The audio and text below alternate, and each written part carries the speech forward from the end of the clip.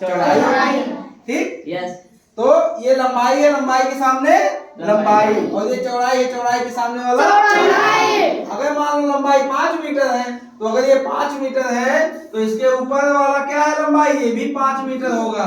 कितना होगा? 5 मीटर। अगर चौड़ाई 4 मीटर है तो इधर सामने वाली भी चौड़ाई क्या होगी? 4 मीटर। तो ये क्या कहलाएगा? आयत कहलाएगा।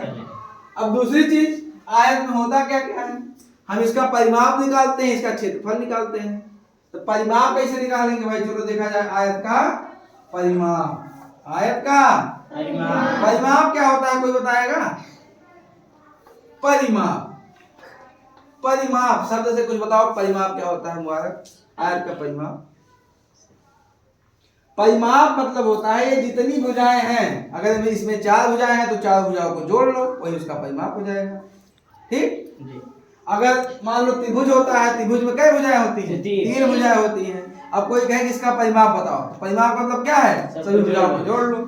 तो ऐसे आयत है, आयत में क्या भुजा है? 1 2 3 4 है, तो 4 भुजाओं को जोड़ लो, तो आयत का क्या हो जाएगा? परिमाप हो जाएगा। ऐसे वर्ग है, अब हम कहें वर्ग का परिमाप बताओ, तो क्या करोगे? 4 भुजाओं को जोड़ लेंगे। यानी अगर वर्ग का परिमाप देखा जाए तो ये भी 4 मीटर, ये भी 4 मीटर, ये भी 4 मीटर, ये भी 4 मीटर, तो कितना हो जाएगा?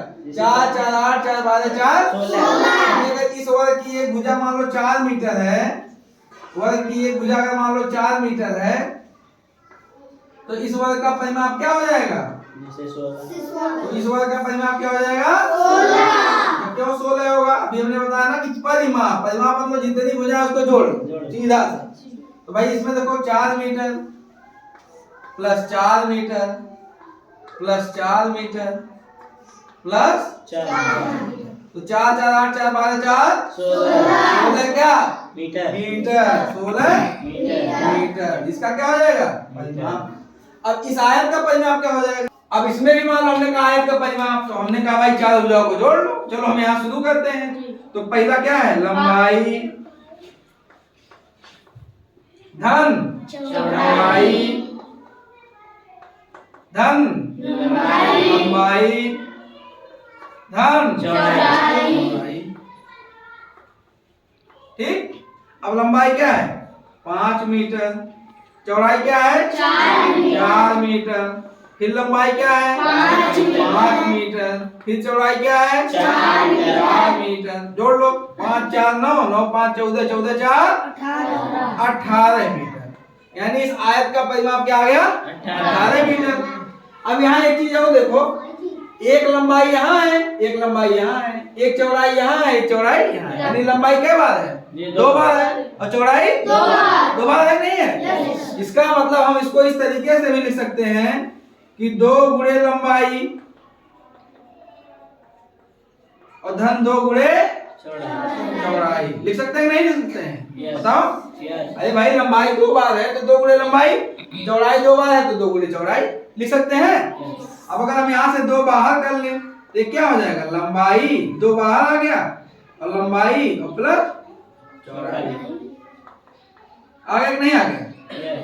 अब देखो, अब यहाँ हम मान रखते हैं बराबर 5 मीटर है ना? ओके, चौड़ाई ऐसे लिखा जाएगा। अब हम इतना बढ़िया राइटिंग हमारा नहीं, राइटिंग नहीं, कुछ पता नहीं क्या, थोड़ा सा वो लग रहा है। नहीं, ऐसे ही लिखा जाए चौड़ाई। चलिए, ठीक, 4 मीटर।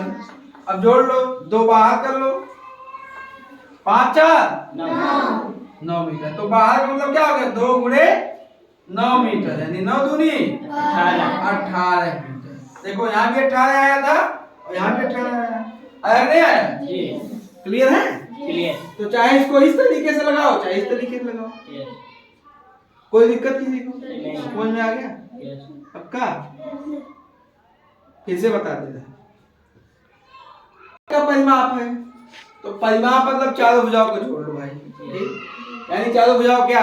लंबाई प्लस चौड़ाई प्लस लंबाई प्लस चौड़ाई। ठीक, तो जो मीटर है सब लिख के जोड़ लो। या देखो लंबाई क्या बार है? 2 बार है, और चौड़ाई 2 बार है। या तो 2 गुणे लंबाई धन 2 गुणे चौड़ाई कर लो, तब भी परिमाप आ जाएगा।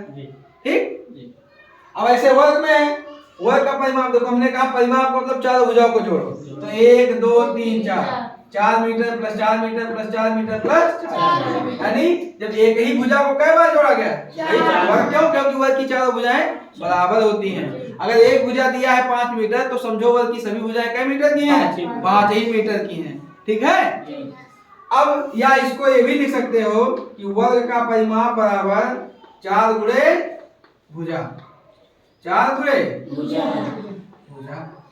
अब देखो भुजा का मान कितना है, देखो भुजा का मान 4 मीटर है नहीं, वर्ग की भुजा का मान 4 मीटर है, यानी 4 गुणे 4 मीटर, तो 4 चौके 16 मीटर। देखो 16 मीटर जोड़ने पे भी आया, इस तरीके से भी आया, नोट कर लिया जाए।